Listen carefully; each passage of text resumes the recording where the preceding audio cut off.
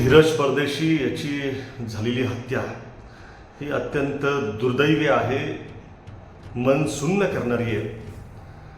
मी अहिल्यानगर शहर शिवसेना उद्धव बाळासाहेब ठाकरे पक्षाच्या वतीनं या ठिकाणी सांगू इच्छितो की आम्ही धीरजच्या कुटुंबियांच्या दुःखामध्ये सहभागी आहोत. आम्ही आत्ता काही वेळापूर्वी राज्याच्या पोलीस महासंचालकांकडे काही मागण्या केल्यात. मुळात या प्रकरणाचा सखोल निष्पक्ष तपास त्या ठिकाणी झाला पाहिजे असं आम्ही म्हटलंय.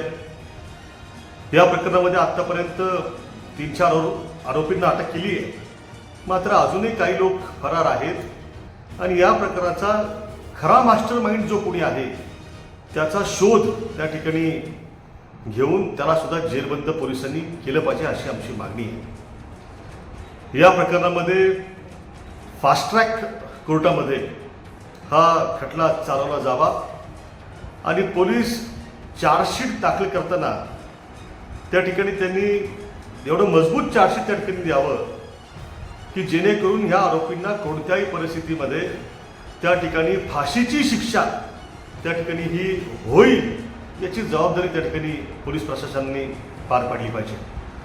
राज्य सरकारकडे आम्ही ही मागणी केली आहे की हे प्रकरण न्यायालयात चालवण्यासाठी आपण राज्य सरकारच्या वतीनं ज्येष्ठ आणि अनुभवी अशा वकिलांची नेमणूक त्या ठिकाणी करावी. ज्या प्रकारचा हा प्रसंग या शहरामध्ये घडला आहे तो पाहता आणि मागील काही दिवसांपूर्वी श्रीरामपूरमध्ये अशाच पद्धतीनं जो निर्घुण खून त्या ठिकाणी झाला हे सगळं जर पाहिलं तर अहिल्यानगरला महाराष्ट्राचं क्राईम कॅपिटल आणि या शहराला मर्डर सिटी म्हणून जी काही त्या ठिकाणी ओळख नवीन पुढे येते आहे ती निश्चितच काही फार अभिमानास्पद नाही आहे. मी राज्याच्या गृहमंत्र्यांना त्या ठिकाणी जाहीर मागणी करतो की जर तुम्ही अहिल्यानगरकरांचं संरक्षण त्या ठिकाणी करू शकत नसाल बरं का, तर तुम्ही अहिल्यानगरकरांच्या हातामध्ये बंदुका द्या, आम्ही आमचं संरक्षण कसं करायचं ते पाहून घेऊ.